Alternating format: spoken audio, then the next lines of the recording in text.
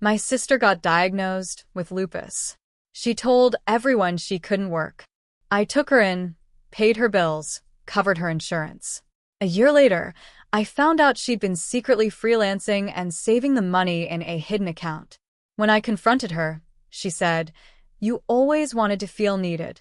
I gave you that." I evicted her that night. She told the family I abandoned her sick. I sent them her paystubs. I'm not someone who likes to share personal things online, but I need to get this out. Because if I don't, I think I'm going to lose my mind. Last year, around early April, my little sister Melanie called me crying. She was never the type to cry. Ever. She's always been more of a tough-it-out kind of person, almost cold sometimes. But that night, she broke down. Said she'd been diagnosed with lupus. That it was getting worse. She said she was in constant pain, that she could barely get out of bed some days. Her job, freelance web design, wasn't steady anymore, and she didn't have the energy to chase down clients. She told me her savings were gone, rent was due, and she couldn't even afford her prescriptions. I remember sitting on the couch, phone pressed to my ear, and just listening to her fall apart. At the time, I had a decent setup. I live in Tacoma, Washington. I have a good job managing logistics for a shipping company. Own a little two-bedroom house I got after the divorce. No kids, just me and my old beagle, Jasper. I had space. I had stability. I had a routine. And she was my sister. So, of course, I told her to come stay with me. She arrived 5 days later. Just 2 suitcases and a tote bag. She looked tired. Pale. She moved slow, like her joints hurt. I believed every bit of it. I set her up in the guest room. Got her a memory foam mattress topper. Bought extra heating pads. Changed our diet so we were both eating anti-inflammatory foods. I even called my insurance and added her as a domestic partner so she could see doctors without going bankrupt. I drove her to appointments. Picked up her meds. I even paid for a specialized rheumatologist when she said her regular one wasn't cutting it. For the first few months, she mostly stayed in her room. Said the light hurt her eyes. The fatigue was awful. I'd come home to find her curled up on the couch under a blanket, barely eating. When I asked if she wanted to apply for disability, she told me it was too stressful and she didn't want to deal with the government paperwork. Said it triggered her flare-ups. I didn't push. I wanted to be supportive. I figured she'd find a way to work again once she got stabilized. A whole year passed. 12 damn months.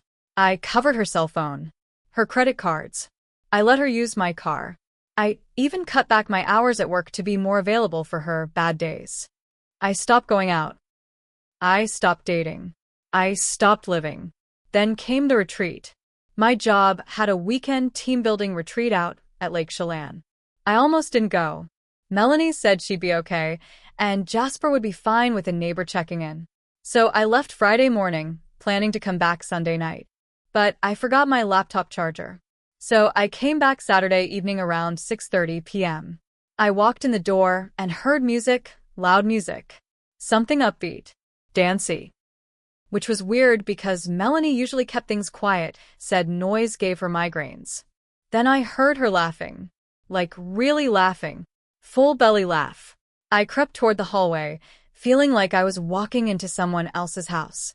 Her door was cracked open, and I peeked in. She was sitting at her desk, healthy as I'd ever seen her.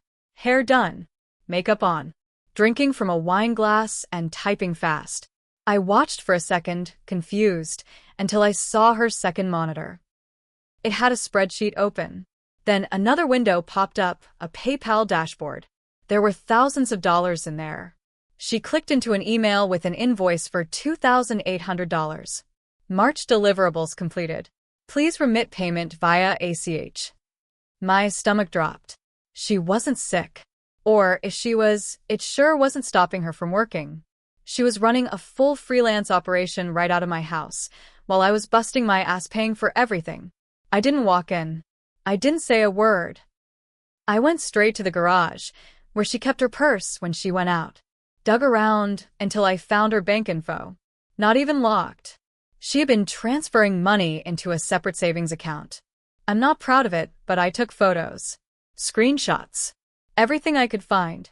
Then I knocked on her door. She looked up and smiled. You're back early. I didn't answer that. I said, how long have you been working? Her face changed. She knew. I said it again. Louder. How long, Melanie? She didn't even lie. She smirked, put down her glass, and said, you always wanted to feel needed. I gave you that. I saw red. I told her to pack her stuff and get out. She laughed. Said, you're really gonna kick out your sick sister? I said, you're not sick. You're a liar. She left that night. Went to stay with a friend. But then she started calling the family. Told them I abandoned her. Told them I snapped. Said the stress of taking care of her broke me, and I kicked her out while she was vulnerable. I didn't say anything at first. But then my aunt stopped talking to me. My cousin sent me a nasty text. So I did what I had to do. I sent out a family-wide email. Attached her paystubs, screenshots, bank statements. I didn't write a long message. I just wrote, for those of you calling me heartless, here's the truth. Now most of them are quiet. A few apologized. But Melanie, she's still out there telling her version. And I'm here trying to rebuild a life I put on hold for someone who never really needed me. After I sent that email, things didn't settle down like I thought they would. For about a week, it was quiet. No texts. No calls. I figured maybe people felt guilty and didn't know what to say. That was fine with me. I needed space anyway. I needed to breathe. I'd been living in a fog for a year, running my life around Melanie's needs, and now it felt like I'd stepped out of a long, confusing dream. Then my mom called. Now, let me be clear about my mom. She's old school. Doesn't believe in airing family business. Believes every family issue should stay in-house. She hadn't said much when Melanie first got sick. Just told me I was doing the right thing. But now? Now she was furious. I can't believe you did that to her, she said, voice sharp. I sat on the edge of my bed, staring at the phone like it might bite me. Did what, Mom? You humiliated your sister. You sent private financial records to the whole family. I couldn't believe it. She lied, Mom. For a year. She took my money, my time, my life. She was sick, she snapped. She is sick. Just because she's freelancing doesn't mean she's not struggling. That was when I realized the twist. Melanie had spun a new story, one I hadn't even thought of. She was telling people she worked a few hours a week from bed when she could, that she had to hide it from me because I was controlling, that I had made her feel guilty for trying to regain some independence, that I was jealous she was pulling herself out of the pit, and I wanted her to stay weak, so I could feel needed. It was the kind of thing that sounds crazy to anyone who knows me, but to people who didn't see the day-to-day, it sounded just believable enough. I tried to defend myself to my mom. I told her about the second bank account, the PayPal, the hidden invoices. The way Melanie had told me straight to my face, you always wanted to feel needed. I gave you that. But Mom didn't want to hear it. She's your sister, she kept saying. You're supposed to forgive. And here's the thing, I might have forgiven. Maybe. If she had ever said sorry. But instead, she doubled down. She took it further. She started posting about it online. I didn't even know about it until a coworker, pulled me aside and asked if everything was okay. That's when I checked Facebook. Melanie had written a long post, vague enough not to use names, but specific enough that anyone who knew us could put it together. She talked about being betrayed by family. Said she was kicked out for trying to work a little. Said she was battling a flare-up alone now, couch hopping, trying to survive while certain people tried to destroy her reputation. She got sympathy. Lots of it. People sent her money. Strangers. Old high school friends. Co-workers from past jobs. They shared her post with hashtags like #ChronicIllnessWarrior and #BelieveWomen. I stared at that screen for a long time. Then I made a decision. I was done staying quiet. She wanted to use social media? Fine. I'd use the law. I didn't want to go legal. I really didn't. But I had proof she lived with me for a year rent-free. proof she worked during that time and hid it. And after that Facebook post, people started messaging me, some friendly, some not so friendly. One even said, "Hope karma gets you, bitch." So I printed everything. Emails, paystubs, bank screenshots. That quote she said to me, the "you always wanted to feel needed" line, I had it in a voice memo I recorded right after our fight. I was so stunned that night, I opened the Notes app and recorded everything I could remember. I sent it all to a lawyer. Just wanted to see if I had any case. Some way to at least make her stop slandering me publicly. The lawyer, Dan, was no nonsense. Mid-50s. Wore jeans with sport coats. Asked a lot of questions, didn't react much. After I gave him everything, he sat back in his chair and said, "We could go two ways. Civil suit for defamation, maybe. Or small claims, reimbursement for the expenses during her stay." I said, "Which one actually makes her stop?" He looked at me dead in the eyes. "You want her to stop, you hit her where it counts. Money and pride." I nodded. "Both it is." We filed. I didn't know Melanie had been using my address as her business address the entire time. I found that out when she got served. At my house.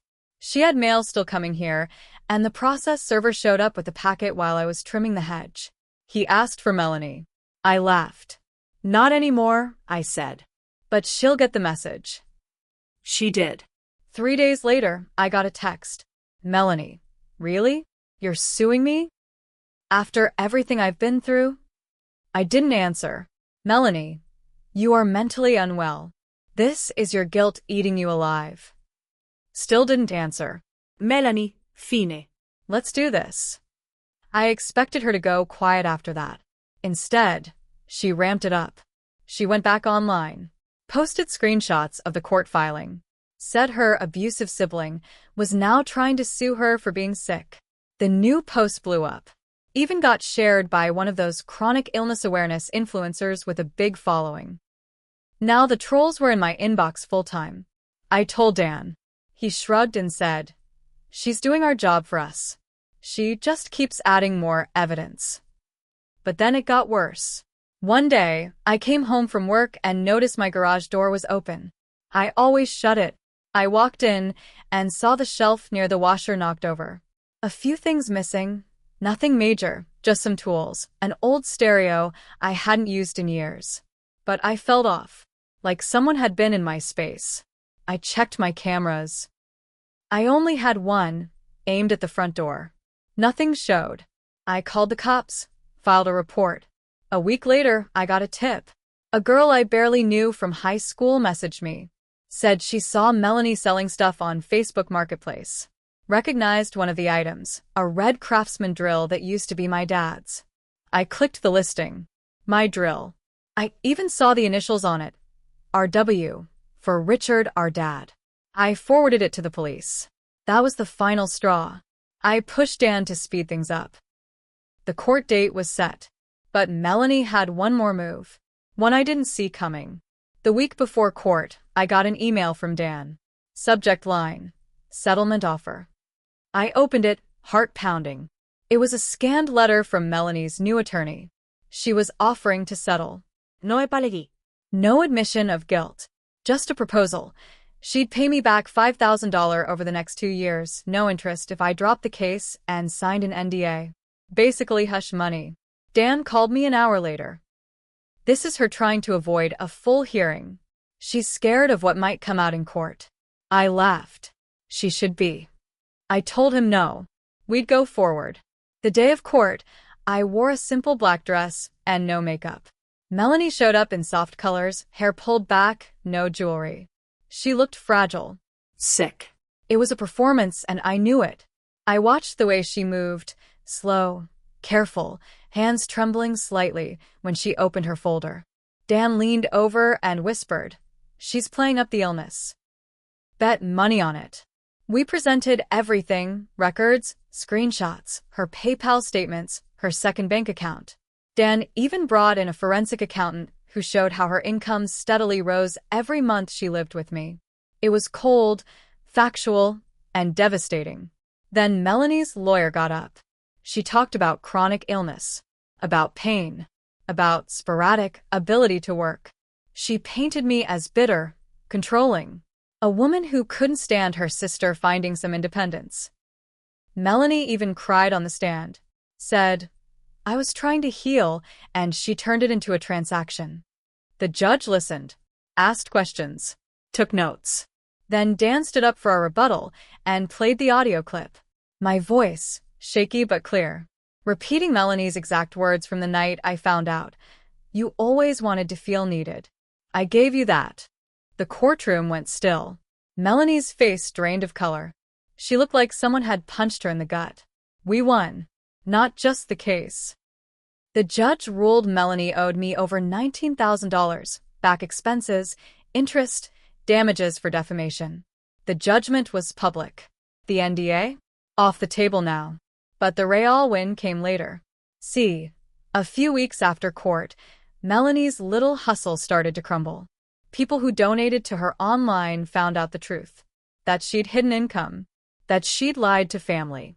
Someone posted screenshots of the court summary and linked it to her GoFundMe. It got flagged and pulled. Her freelance clients? Some dropped her. A few of them messaged me. Turns out she'd used my Wi-Fi, my address, even my business license number, once on an invoice. She'd used my good name to build her little empire. I filed one more report. Identity misuse. It's still being looked into. But Melanie, she's out there now. Burned on both ends. She moved out of state. Someone said Arizona. Someone else said Ohio. I don't care anymore. The rest of the family? Some still believe her. Some apologized. A few pretend like nothing happened. As for me, I'm not the same. I don't help blindly anymore. I don't trust as easy. I double-check people. Even the ones I love. I made mistakes too. I didn't set boundaries. I let guilt run my life. I let someone take from me in the name of family. But I learned. And Melanie? She learned that playing sick might win you sympathy, but when the mask falls, the fallout can be worse than the illness ever was.